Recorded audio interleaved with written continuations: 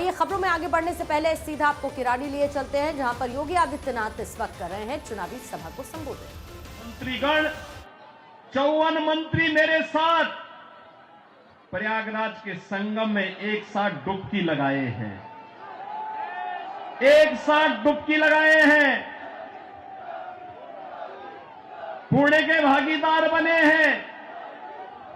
हम सब सौभाग्यशाली हैं कि देश और दुनिया से आने वाले श्रद्धालुओं की सेवा करने का इस महाकुंभ के बहाने हमें अवसर मिला और उत्तर प्रदेश को नजदीक से देखने का अवसर इन सभी पूज्य संतों को, श्रद्धालुओं को प्राप्त हो रहा है। बहनों और भाइयों, अगर एक मुख्यमंत्री के रूप में मैं और मेरे मंत्रीगण प्रयागराज के संगम में स्नान कर सकते हैं, तो मैं पूछना चाहता हूं, दिल्ली में आम आदमी पार्टी के अध्यक्ष से अरविंद केजरीवाल जी से मैं पूछना चाहता हूं, क्या यमुना जी में वह भी अपने मंत्रियों के साथ जाकर के स्नान कर सकते हैं क्या?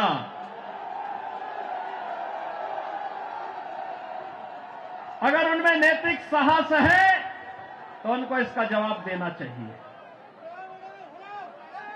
यमुना मैया को एक गंदे नाले के रूप में बदलने का अपराध क्या उन्होंने किया है कि नहीं किया है? और अगर वह व्यक्ति इस बात का अपराधी है तो फिर मुझे नहीं लगता है कि जिस जनता जनार्दन की इस अदालत में उन्हें कोई माफी दी जानी चाहिए। वो माफी के हकदार नहीं हो सकते।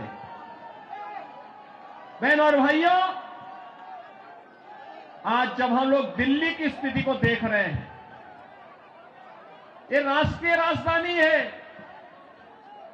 और राष्ट्रीय राजधानी में एनडीएमसी के क्षेत्र को छोड़ दें, शेष दिल्ली में क्या स्थिति है सड़कों की, शेष दिल्ली में क्या स्थिति है सीवर की, शेष दिल्ली में क्या स्थिति है स्वच्छता की और क्या स्थिति है पेयजल की। ये बुनियादी सुविधाएं होती हैं, ये बुनियादी सुविधाएं होती, हर नागरिक का अधिकार होता है इन सभी सुविधाओं पर। याद करिए, आज से एक दशक पहले तक लोग याद करते थे, सुविधा प्राप्त करने के लिए दिल्ली आने की बात करते थे, सुविधाओं के लिए दिल्ली आते थे। अच्छी सड़क देखनी हो, मॉडल देखना हो, मेट्रो का मॉडल जो सरदेव अटल बिहारी वाजपेयी जी ने प्रारंभ किया था, उसे देखने के लिए पूरा देश दिल्ली आता था। सड़कों की बात होती थी, दिल्ली आता था, स्वच्छता की बात होती थी, दिल्ली आता था, कोई नया कार्य होता था उसको देखने के लिए लोग दिल्ली आते थे। लेकिन बहनों और भाइयों, आज क्या स्थिति है, क्या बना दिया है? सड़क पे गड्ढा है या गड्ढे में सड़क है, कोई पता ही नहीं लग रहा है। मैं जब से चल रहा हूं यही दिल्ली के अंदर देख रहा हूं। बहनों और भाइयों, ये हमने खिलवाड़ करने की छूट एक व्यक्ति को और उनके गिरोह को क्यों दे दी है? स्वच्छता की स्थिति कितनी दुर्गतिपूर्ण है। कूड़ा का ढेर पड़ा हुआ है, गंदगी का ढेर पड़ा हुआ है। दिल्ली राष्ट्रीय राजधानी के अंदर इस प्रकार की दुर्गति हो, सीवर बह रहा सड़कों पर, हमारे वाहनों को भी उसी सीवर के बहते हुए सीवर से गुजरना पड़ा। और अभी तो पेयजल का भीषण संकट आने वाला है। दिल्ली में आम आदमी पार्टी की सरकार का पाप का भुक्तभोगी हमारी पावन मथुरा वृंदावन के श्रद्धालुओं को और संतों को भी उठाना पड़ता है। वहां मां गंगा एक गंदे नाले में बदल करके जाती है। जब भी नमामि गंगे परियोजना के अंतर्गत मां यमुना की शुद्धता की बात आई, स्वच्छता की बात आई, तो अरविंद केजरीवाल एंड कंपनी ने कोई सहयोग नहीं किया। ये सहयोग नहीं करना चाहते, कोई विकास का कार्य नहीं करना चाहते, किसी विकास की परियोजना का मौके पे जाकर के भौतिक सत्यापन नहीं करना चाहते, जनता को बुनियादी सुविधा मिले, उसका अधिकार प्राप्त हो, ये वे काम नहीं करना चाहते। इनका तो एक ही कार्य है, प्रातः काल होते ही सोशल मीडिया पर झूठे ट्वीट करना, झूठी फिल्मों का प्रदर्शन करना, झूठे प्रेस वक्तव्य और प्रेस वार्ता के माध्यम से केवल गुमराह करने वाले वक्तव्यों को देना। जितना समय झूठ बोलने की एटीएम के रूप में आम आदमी पार्टी और उनके नेता समय बर्बाद करते हैं, ये झूठ का एटीएम बनने की बजाय अगर उन्होंने जनता की जन सुविधा और विकास के बारे में सोचा होता तो 10 वर्ष में दिल्ली की कायाकल्प हो गई होती, दिल्ली बदल गई होती। लेकिन बहन और भाइयों, दिल्ली बदलने की नहीं, इन लोगों ने दिल्ली को तो एक कूड़ा घर बना दिया है, दिल्ली को अव्यवस्था का एक अड्डा बना दिया है। आजकल मैं सुन रहा हूं अपने भाषणों में से अरविंद केजरीवाल जी बार बार उत्तर प्रदेश की चर्चा कर रहे हैं, लेकिन उनको भूलना नहीं चाहिए अब मॉडल के रूप में उत्तर प्रदेश को लोग देख रहे हैं। मैं पूछना चाहता हूं, दिल्ली के अंदर भी ओखला औद्योगिक क्षेत्र है और पिछले 10 वर्ष में उद्योग ना के बराबर लगे हैं, कोई सुविधा नहीं, कोई सुविधा नहीं। आम आदमी पार्टी ने एक सुनियोजित साजिश के अंतर्गत ओखला दिल्ली के अंदर उद्योग तो नहीं लगने दिए, कोई रुचि भी नहीं ली, लेकिन इसमें बांग्लादेशी घुसपैठियों को, रोहिंग्या को जरूर बसाने का काम किया है। आम आदमी पार्टी के नेताओं के घर में आधार बनाने की मशीन के माध्यम से आधार बांटे जाते हैं इन बांग्लादेशी घुसपैठियों को, और दूसरी तरफ उत्तर प्रदेश में न्यू ओखला के रूप में नोएडा की तस्वीर भी आप सबके सामने है। आज आप जाइए दिल्ली की सड़कों को और नोएडा की सड़कों को जाकर के देखो, जमीन आसमान का अंतर नजर आएगा। दिल्ली की सड़कों को और गाजियाबाद की सड़कों को जाकर के देखो, जमीन आसमान का अंतर नजर आएगा। उत्तर प्रदेश के शिक्षण संस्थानों को, उत्तर प्रदेश के मेडिकल कॉलेजेस को और दिल्ली के अंदर यहां की राज्य सरकार के द्वारा चलाए जाने वाले वे जर्जर विद्यालय के भवनों को देख करके आप अंदाजा लगा सकते हैं कि बच्चों के भविष्य के साथ इनका व्यवहार क्या है। बहनों और भाइयों, एक सुनियोजित साजिश के तहत दिल्ली की जनता को तो इन्होंने जन सुविधाओं से वंचित रखा ही, साथ साथ राष्ट्रीय सुरक्षा के साथ खिलवाड़ भी इन्होंने उन अपने शरारत भरी कृत्यों से किया है। आपने देखा होगा 2020 में दिल्ली के अंदर किस तरीके से दंगे करवाए गए और आम आदमी पार्टी के पार्षद और उनके विधायकों की संलिप्तता इस पूरे षड्यंत्र में सामने आई थी। ये लगातार राष्ट्रीय सुरक्षा के साथ खिलवाड़ कर रहे हैं। स्वाभाविक रूप से जो अपने गुरु सरदे अन्ना हजारे को धोखा दे सकता हो, वह व्यक्ति जनता को भी धोखा देने में माहिर होगा। देश को भी धोखा दे रहे हैं, जनता जनार्दन को भी धोखा दे रहे हैं। लगातार अपने वक्तव्यों के माध्यम से ऐसे ऐसे वक्तव्य जारी कर रहे हैं जिसमें अब मैं विश्वास के साथ कह सकता हूं कि दिल्ली की जनता आने वाली नहीं है, और मैं यही अनुरोध करने के लिए आया हूं। बहनों और भाइयों, मैं आपको एक बात और कहना चाहता हूं।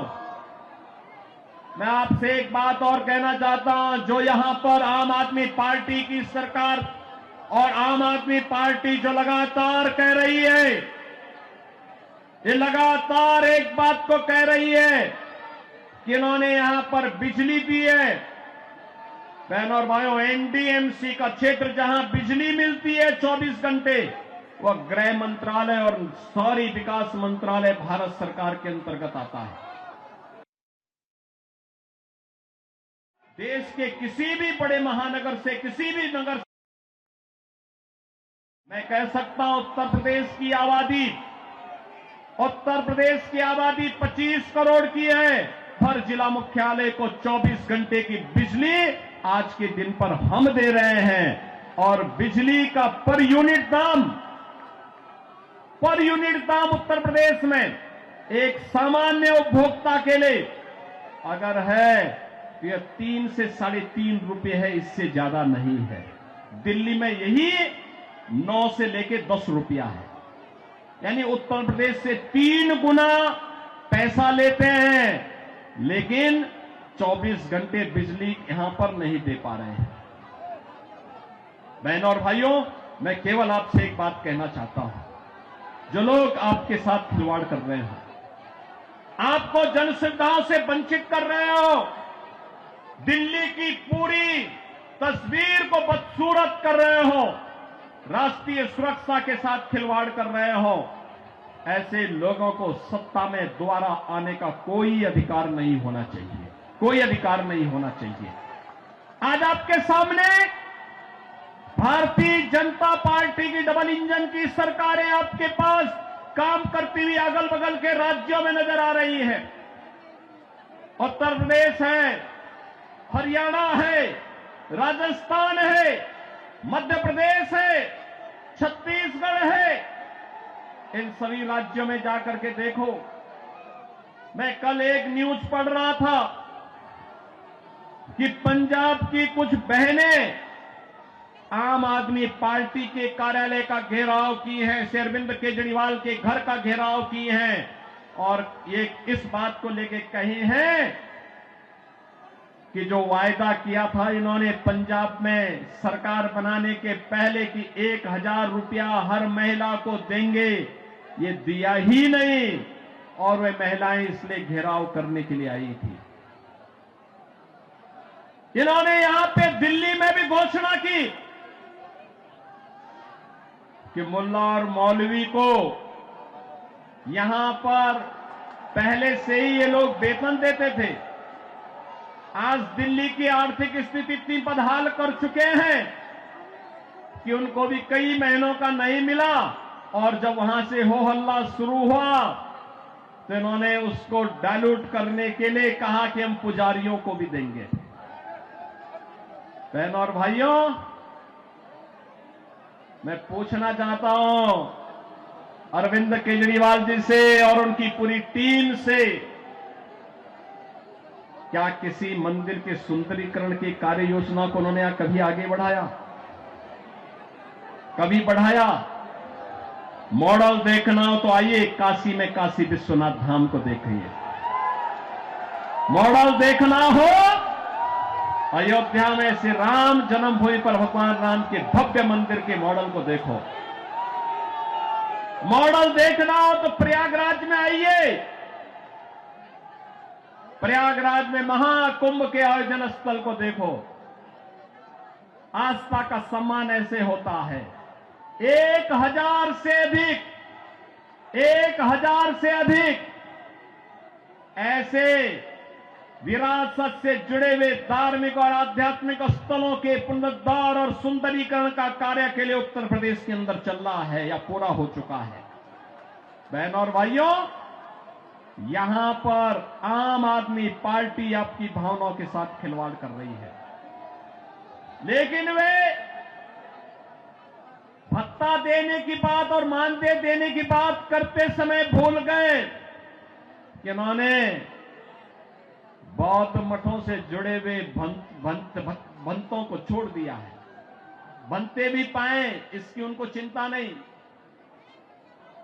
भगवान वाल्मीकि के समय से वाल्मीकि समुदाय से जुड़े हुए तमाम हमारे संत वाल्मीकि मंदिरों में पूजा अर्चना करते हैं, उनको उन्होंने भुला दिया, उनके एजेंडे में कहीं नहीं।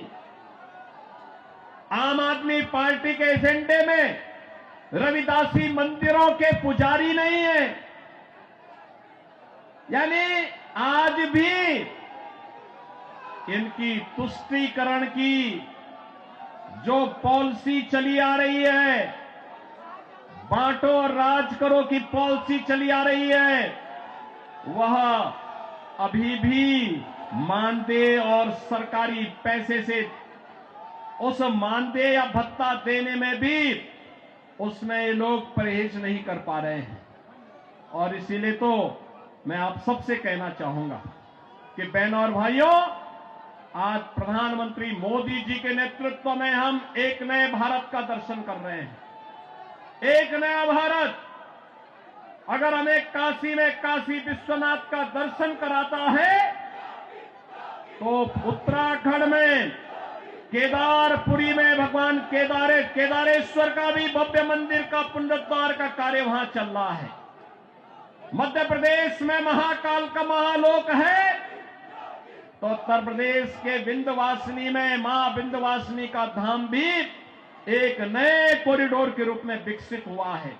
अयोध्या में 500 वर्षों के बाद फिर से रामलला विराजमान हो गए हैं। और इस अवसर पर मैं आप सबसे अपील करना चाहूंगा, यह समय है, जैसे उत्तर प्रदेश डबल इंजन सरकार का लाभ प्राप्त कर रहा है, एक साथ एक स्वर में सभी सरकारें मिल करके विकास को ध्यान में रख करके, युवाओं के भविष्य को ध्यान में रख करके, अन्नदाता किसानों के भविष्य को ध्यान में रख करके, बहन और बेटियों की सुरक्षा को ध्यान में रख करके, व्यापारियों की सुरक्षा को ध्यान में रख करके अपना कार्य कर रही है। ऐसे ही दिल्ली के अंदर भी भारतीय जनता पार्टी नेतृत्व की डबल इंजन सरकार आनी चाहिए, और डबल इंजन सरकार की शुरुआत आपने कर ली है। आपने कर ली है। याद करिए, जब से अरविंद केजरीवाल और उनके मंत्रियों को भ्रष्टाचार के मामले में जेल में बंद किया गया था, जेल से जमानत पे छूटने के बाद इन्होंने कहा था कि जनता जनार्दन फैसला करेगी। अरे जनता जनार्दन ने तो लोकसभा चुनाव में फैसला कर दिया है। दिल्ली में 100% रिजल्ट प्रधानमंत्री मोदी जी के साथ रहा। चंदौलिया जी को आपने यहां से अपना सांसद चुन करके भेजा, देश की संसद में भेजा है, तो जनता जनार्दन तो अपना फैसला कर ही चुकी है। और इस विधानसभा चुनाव में भी जनता जनार्दन फैसला करने को पूरी तत्परता के साथ खड़ी है। और इसी में मैं आपसे अपील करने के लिए आया हूं कि बहनों और भाइयों, इस किराड़ी विधानसभा क्षेत्र से भारतीय जनता पार्टी ने अपने कर्मठ कार्यकर्ता को, जिनका एक ही ध्येय है और वह है कि इस किराड़ी विधानसभा क्षेत्र को एक विकसित विधानसभा क्षेत्र के रूप में विकसित करना। यहां के लोकप्रिय सांसद श्री चंदौलिया जी के साथ मिलकर के अच्छी सड़कें देना, सीवर लाइन बिछाना, पेयजल की पुख्ता व्यवस्था करना, स्ट्रीट लाइट को दुरुस्त करना, साफ सफाई और स्वच्छता के मानक पर एक आदर्श विधानसभा के रूप में विकसित होना, बहन और बेटियों को सुरक्षा प्रदान करना, युवाओं के लिए रोजगार के अवसर उपलब्ध करवाना, उत्तम शिक्षा के, उत्तम स्वास्थ्य के केंद्र को बेहतरीन तरीके से, मॉडल तरीके से संचालित करने का कार्य, और इसको करने के लिए यहां पर राम भक्त बजरंग बली के रूप में बजरंग शुक्ला आपके बीच में उपस्थित हैं, भारतीय जनता पार्टी के प्रत्याशी के रूप में। मेरी आप सबसे अपील है कि डबल इंजन सरकार से ही दिल्ली की कायाकल्प होगी और डबल इंजन सरकार के प्रतिनिधि के रूप में बजरंग शुक्ला को दिल्ली विधानसभा में चुन करके भेजें। आप सब भेजेंगे? भेजेंगे? जनता जनार्दन का आशीर्वाद इस बजरंग शुक्ला को प्राप्त होगा। दोनों हाथ उठा करके अपना आशीर्वाद दे करके बोलिए। जहां तक मेरी आवाज जा रही है, ये घरों के ऊपर भी लोग बैठे हुए हैं, सभी से मेरी अपील है, जहां तक मेरी आवाज जा रही है, घर के ऊपर हो, सड़क हो, अगल बगल हो, जहां तक मेरी आवाज जा रही है, बजरंग शुक्ला को आप आशीर्वाद देंगे? दिल्ली के कूड़े से निजात पाएंगे? ये झूठ बोलने की एटीएम मशीन से मुक्ति पाएंगे? यमुना मैया की शुद्धि के अभियान में सहभागी बनेंगे? तो मेरे साथ बोलेंगे जय श्री राम, जय जय